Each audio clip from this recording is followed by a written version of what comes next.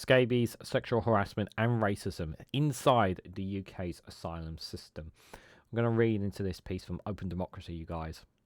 Let's go.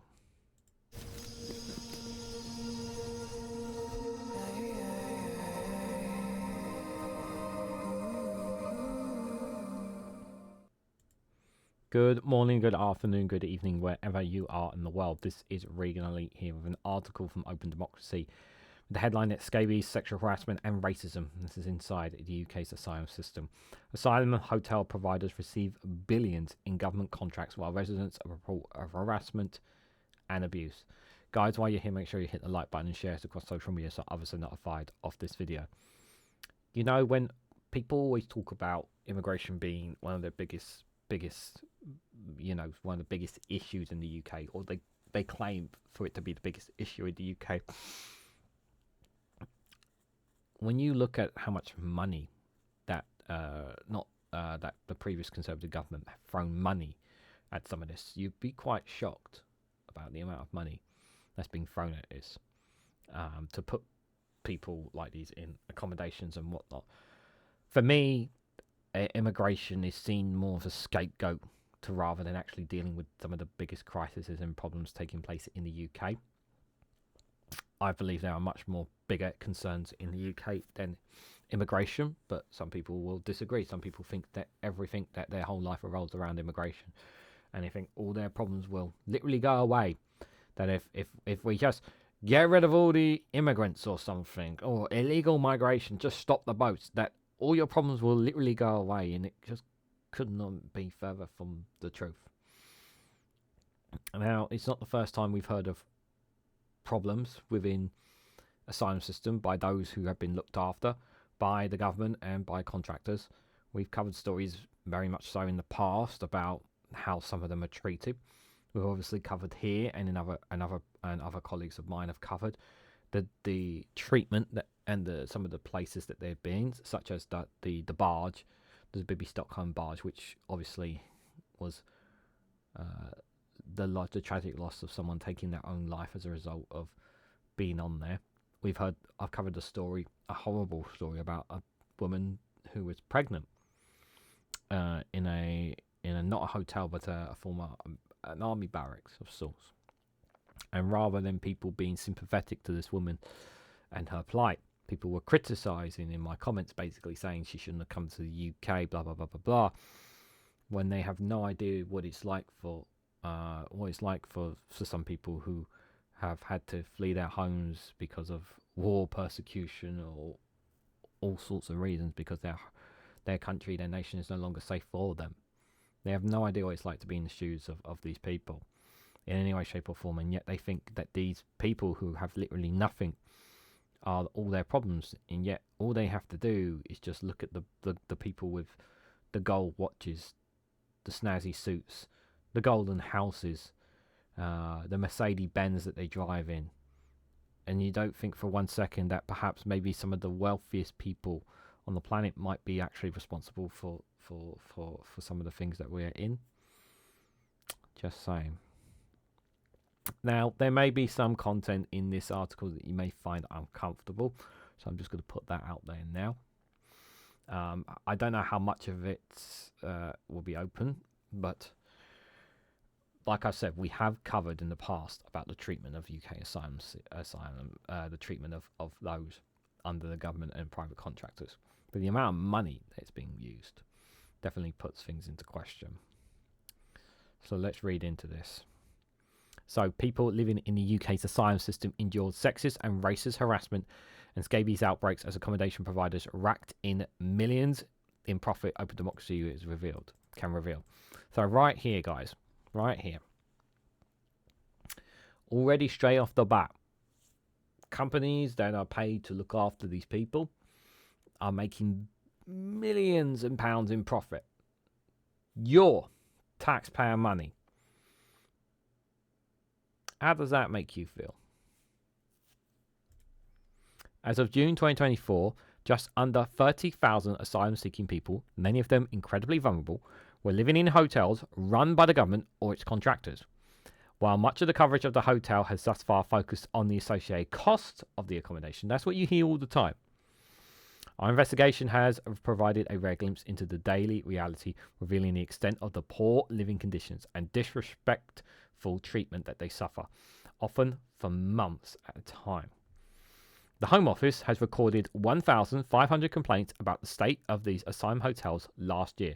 So last year, the Home Office received 1,500 complaints, according to data obtained by openDemocracy via the Freedom of Information Law. The majority, 901, were linked to Clearsprings Ready Homes, a firm awarded a £996 million government contract to deliver asylum accommodation and support over 8 years in 2021. So Clearsprings Ready Homes, right? £996 million government contract.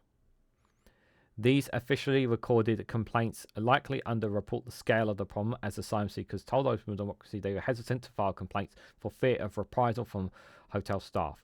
Just remember, yeah, this is the contract they were awarded, £996 million. This is via the Freedom of Information request, right? And they racked in millions in profit. Yeah, remember, that's taxpayer money. Just remember that. Clearsprings recorded a pre-tax profit of £62.5 million in 2022. Its most recent accounts available, a 121% increase from £28 million the previous year. Still thinking of voting Conservative? Yet, in complaints seen by openDemocracy, residents of Clearsprings contracted hotels told the Home Office that they were victims of alleged racist abuse and sexual harassment from hotel staff. One woman said she was sexually harassed by a security guard at a hotel in London, and another at a different hotel complained of sexual harassment, discrimination, and victimization. A third describing being humiliated by staff. No one should be treated like this in any way, shape, or form, regardless of whoever you are, regardless of your citizenship, your nationality, your religion, your skin color, your beliefs, whether you're trans, straight, whatever. No one should be treated like this. This is not acceptable in any way, shape, or form. I should not need to tell you this. But if you're someone who doesn't have a problem with this, simply because there are those who, because they crossed the channel, because they've gone through so much pain and suffering, if you're one of those who doesn't have a problem with this, I wonder if you do have a soul or a heart. Mary, who has been living in Clearsprings run hotel accommodation since June 2023, described how on one occasion hotel staff entered the room without knocking when she was asleep in bed. What kind of treatment is this? What is this all about? I was sleeping and I was not properly dressed, she told openDemocracy. I asked them, how come you're in my room? Rather than leave, let me get dressed. And they just turned their heads away. There is no privacy. The staff, she says, do not treat us with respect. They don't treat us like human beings. Yeah, this is the problem. People have this mindset. This is what the far right, the right-wing media are trying to do. They're trying to dehumanize asylum seekers, dehumanize them in such a way that they are vermin, that they are all their problems, that all their problems and all their solutions can be solved by getting rid of these people.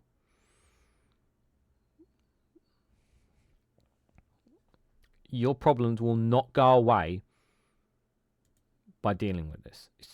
That's not how life works. If you think all your problems are around immigration, you really need a reality check. If you challenge the staff, they say you are arguing, you are fighting. See, what happened to freedom of speech here? You're not allowed to have an opinion as well. They're not allowed to have an opinion. Mary said you have to go alone with them, or they say they will remove you from the hotel. And then where you go. For this reason, as well as a lack of faith in the system, she did not file a complaint. The isolation and loneliness of living in the hotel, along with a lack of privacy, triggered Mary's post-traumatic stress disorder. It has impacted my mental health, she said. There is no security for us. And the people who are supposed to protect us are the people who are showing us that harm can happen to us anytime, showing us that we mean nothing. Asylum-seeking people housed in hotels were provided with just £9.58 weekly allowance in 2023. What the hell are they supposed to do with £9.58 weekly allowance in 2023? Why can't we allow them to work instead? You know, why can we not contribute them to the economy why don't we get them to work for the economy, working employment in places where we need workers? Why can't we do that instead of paying out of our taxpayer money? You know, all you people who are saying that they're taking up taxpayer money, let's put them to work. Let's put them in the economy. Let's get them jobs. You know, everyone wants to grow the economy. There's literally a workforce here. Reduced to £8.86 in January this year, meaning they are almost entirely dependent on hotels to provide essentials such as period pads and shampoo.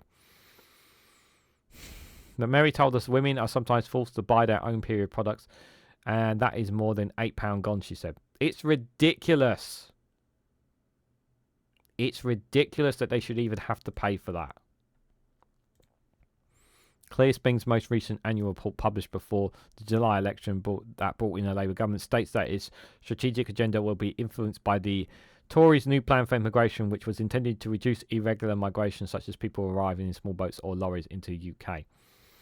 The plan, which was introduced by the former Home Secretary Priti Patel in 2021, informed the subsequent Nationalities and Borders Act, the Illegal Migration Act, and the now Council plan to remove people to Rwanda.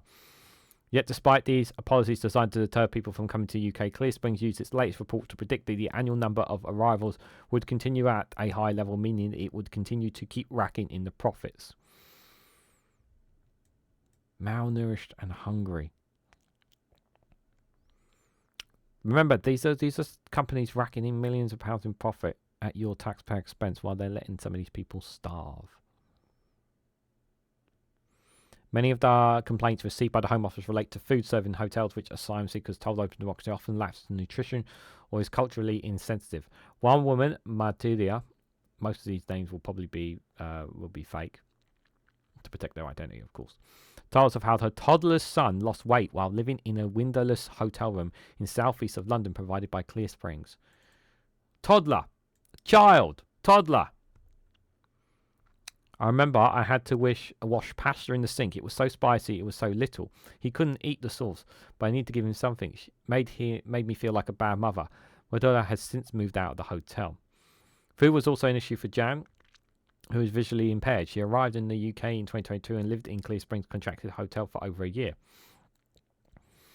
I got no help for my disability, Jane told openDemocracy, describing how she was forced to rely on her daughter to help her navigate the hotel. When her daughter was out, Jane missed mealtimes, as she could not safely go to the dining room to be able to select the food. I would sit all alone in my room and I would go hungry, she said. When Jane made it to the restaurant, the food often lacked nutrients with limited fruit and vegetables. The same every day. So much carbohydrate, so much fat, as she described. Without access to a balanced diet, Jane started suffering from high blood pressure. A report by the Independent Chief Inspector of Borders Immigration published in 2022 found that hotel residents were presented with health issues such as type 2 diabetes related to poor nutrition, while children and babies were failing to thrive and missed developmental milestones because of problems with nutrition. Mary, Malia and Jane have all been supported by the Women for Refugee Women.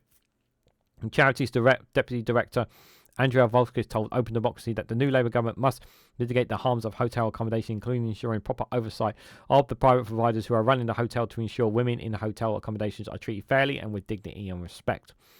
Ultimately, the use of hotels to accommodate people seeking safety needs to end now, Volskis said. I don't need to add more to that. Our analysis showed that there were also 490 complaints made about the hotel run by Serco. Serco is another evil company I've been familiar with as well. Another provider that was awarded £1.9 billion in 2019 to deliver asylum accommodation for over 10 years. 10 years. £1.9 billion for Serco. And yet what's the priority? Cutting benefits. While these companies racking in profits. How's that sitting with you? These complaints include allegations of sexual harassment, intimidation, and racial abuse by staff and the outbreaks of scabies, an itchy and highly infectious rash called by MITS. One outbreak of scabies in a Serco-run asylum hotel in 2022 was widely reported by the media, but investigation revealed that there were 3 further complaints about scabies in Serco hotels made in January and February last year. The company made a global operation profit of £47.7 million in 2023, according to the most recent annual report. It's just ridiculous. Spokesperson told openDemocracy that these outbreaks did not constitute a complaint, adding that such events are a recognised possibility with accommodating several thousand asylum seekers. Serco works with the health authorities and has a comprehensive communicable disease management plan to manage such issues. openDemocracy, if you're making this much in profit, you shouldn't have these in the first place. You really shouldn't. openDemocracy can confirm that complaints were made about the 3 scabies outbreaks in Serco's accommodation, as well as 2 alleged outbreaks in the Clearsprings accommodation in March 2023, and 1 accommodation managed by Mears in May 2023. In response, a Mears spokesperson said the company had supported thousands of people in asylum accommodation, and feedback is generally positive about the quality of our provisions. Where there are issues, complaints, and concerns raised either with migrant help or directly with our team, we do our best to support the service users and resolve them. A separate complaint from May 2023 alleged that staff in Serco contracted hotels have failed to pass on a letter to a resident, something Mary had experienced in her Clearsprings run hotel. Asylum seekers living in the hotels are reliant on hotel staff to pass on to any letters they receive from the Home Office. Missing a letter can put an individual in an extremely precarious situation. It may result in them missing an appointment with the Home Office relating to their asylum application. Non-attendance, even in error, can lead to asylum claims being withdrawn, and with an individual even facing eviction from a hotel. We have had situations where clients have received letters from Clearsprings Ready Homes to informing them their accommodation is to be terminated within 10 days. And this is often the first they will have heard their asylum claim has been refused or withdrawn, as immigration advisors at the charity Praxis, who wish to remain anonymous, told openDemocracy.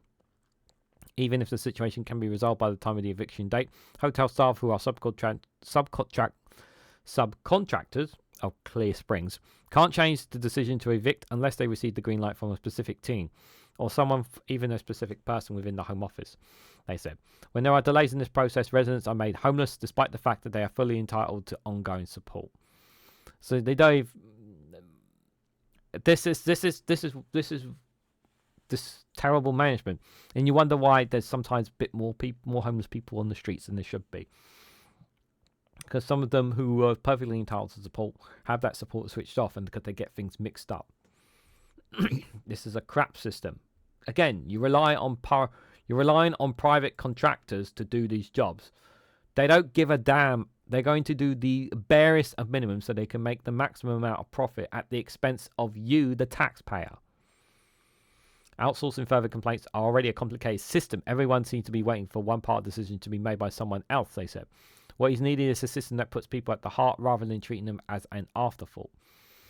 Serco acknowledges that there have been complaints raised by asylum seekers, which is inevitable when we are providing hotel accommodation for several thousand people, a spokesperson has said. Each and every complaint has been approached, addressed and investigated in accordance with our policies and procedures outlined in our contract with the Home Office. Clearsprings and the Home Office did not respond to a request for comment. And if you have an email, anything about this, a tip or a story, you can email sanenorris@opendemocracy.net there as well. If you have any other stories any stories that you want to provide for them, and they will look into for you. This is not the first time, by the way, guys, that I have heard about this kind of stuff within these companies. I'm pretty sure other outlets, 1 or 2 outlets, have covered exclusives, and they've just nothing comes of them at all. And the problem is that the public are taught by the media to think that these people don't matter, or that all their problems resolve around these people. And I always say about putting yourself in the shoes of other people, and just think about that. Just think about you being in that situation where you have absolutely nothing. You don't know if your process has been gone through or not. You've been stuck in a hotel under this company, and you're told to leave at any time. You have nowhere else to go. No one can help you. You have no help at all. You're literally trapped. And we're talking about even some kids, people with disabilities, just examples put in there. Now, you can argue all you want about, oh, these companies have a very hard time. Well, they don't seem to be having a problem making money, do they? So we know exactly what's going on here. Like I said, they are basically taking taxpayer money, being paid a shed ton of money by who put out these contracts, well, by the Conservatives, dished out massive contracts to them, and a good chunk of that contract is literally taxpayer money going straight from you directly into their pockets and not making a single bit of difference to what's happening here. This is just as much as a scam as is all the other ones that we continue to hear about. So what do you guys make of this? What do you guys make of this story from openDemocracy? What do you guys make of the billions of pounds of government contracts that some of these companies and profits that they are making? How does that make you feel? Let me know your thoughts and more down in the comments section below. If you found this video informative, please hit the like button. We greatly appreciate shares across social media so others are notified of this video. If you haven't subscribed already, please consider subscribing because it really does help support the channel. If you want to go one step further, financially support me and the work that I do here, you can do so by becoming a YouTube member for as little as 99p, or join me on Rumble or Patreon for exclusive content on those platforms. So thank you all so much for watching, and I hope to catch you all very, very soon.